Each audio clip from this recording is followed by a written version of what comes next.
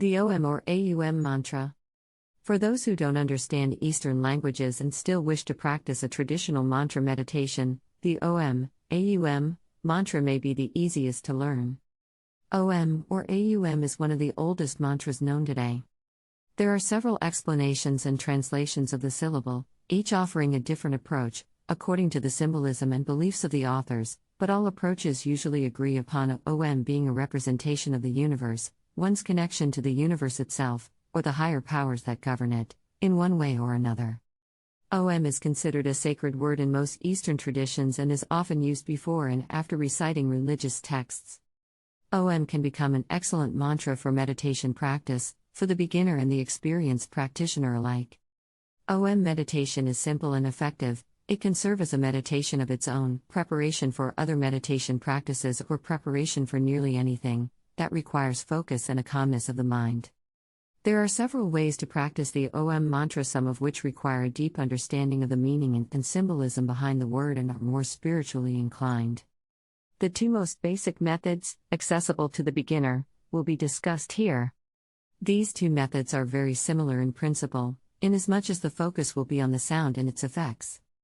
The only real difference will be whether Om would be pronounced out loudly or heard only inside, without any audible sound. How to pronounce Om? There are several ways you can say or hear Om. The most common you would find a short O, followed by a long M, especially popular in the West, something like Om. There are other, less often heard, or discussed ways to sound Om as well. Some would say, you should give an equal importance to both O and M, sounding both parts at an equal length, sounding Om. Others would advise Om is in fact pronounced from the sounds AU, OM, that meaning, the first half is in fact longer than the second, advising to sound the vowel O longer than the closing M, becoming O-om. It does not really matter which way you choose to practice. You should definitely try all three and choose the one most suitable for yourself. Hearing Om inside. You may try chanting the Om mantra in your mind, without loudly uttering the word. Once sitting in the right position, start repeating the mantra inside. You choose your own speed and pace. Do not force it, let it flow naturally, let it go at its own pace, try not to interfere. To begin, wear loose-fitting clothes and sit down, ideally with crossed legs, although if you do not feel comfortable sitting like that, you may as well use a chair. Place your hands on your tights, palms facing upwards, with a forefinger and your thumb touching lightly, the other finger stretched out, resting on your thighs. This hand position is known as the chin mudra, one of the most basic hand positions to be used in any meditation practice. Close your eyes and breathe naturally. Use simple abdominal breathing, as this will interfere the least with your mantra. Your focus should be on the mantra itself, your breathing should not interfere with your practice.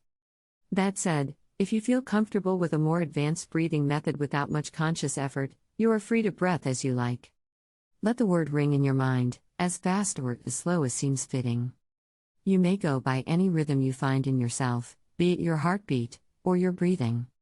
You may sound Om several times on each breath, or you may go with one Om at inhale, one at exhale. You can also skip inhales and sound Om only on the exhales or the other way around.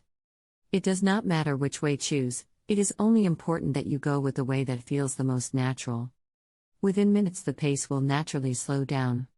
You should not rush this. If you feel like sounding Om several times a second, that is just as good as having a long everlasting Om over several minutes.